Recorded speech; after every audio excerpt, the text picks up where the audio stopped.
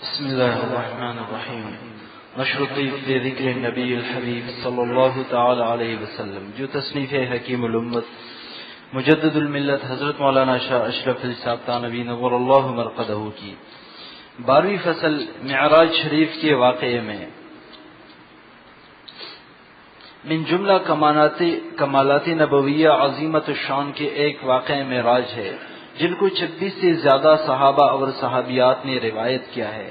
اس میں مختلف واقعات ہیں۔ واقعہ اول، آپ صلی اللہ علیہ وسلم ارشاد فرماتے ہیں کہ میں حطیم میں لیٹا تھا، رواہ البخاری، اور ایک روایت میں ہے کہ آپ صلی اللہ علیہ وسلم شعب ابی طالب میں تھے، رواہ الواقدی، اور ایک روایت میں ہے کہ آپ صلی اللہ علیہ وسلم ام ہانی کے گھر تھے، رواہ الطبرانی، اور ایک روایت میں ہے کہ آپ صلی اللہ علیہ وسلم اپنے گھر میں تھے اور چھت کھولی گئی، رواہ البخاری۔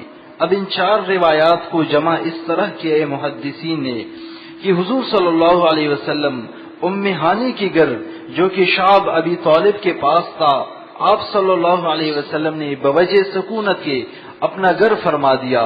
وہاں سے آپ صلی اللہ علیہ وسلم کو فرشتے مسجد میں حتیم میں لے گئے، اور ہنوز نوم کا اثر باقی تھا کہ وہاں حتیم پہنچ کر بھی لیٹ گئے۔ فائدہ اور چھت کھولنے میں حکمت یہ تھی کہ آپ کو ابتدائے امر ہی سے، یعنی واقعہ کی شروع ہونے سے پہلے ہی معلوم ہو جائے کہ میرے ساتھ کوئی معاملہ خارق عادت یعنی اپنے معمول سے ہٹ کر ہونے والا ہے۔ واقعہ دوم، کچھ سوتے تھے اور کچھ جاگتے تھے۔ مطلب یہ کہ یہ حالت کہ کچھ سوتے تھے کچھ جاگتے تھے ابتدا میں تھی، اور اسی کو سونا کہہ دیا۔ پھر آپ صلی اللہ علیہ وسلم جاگ اٹھے اور معراج کا تمام واقعہ بیداری میں ہوا۔ اور ایک روایت میں ہے کہ آپ صلی اللہ علیہ وسلم مسجد حرام میں سوتے تھے کہ آپ صلی اللہ علیہ وسلم کے پاس حضرت جبریل علیہ السلام آئے۔ ایک روایت میں ہے کہ 3 شخص آئے۔ ایک نے کہا کہ وہ یعنی پیغمبر صلی اللہ علیہ وسلم ان حاضرین میں سے کون سے ہے؟ دوسرا فرشتہ بولا وہ جو سب سے اچھے ہیں۔ تیسرا بولا تو پھر جو سب سے اچھا ہے اسی کو لے لو۔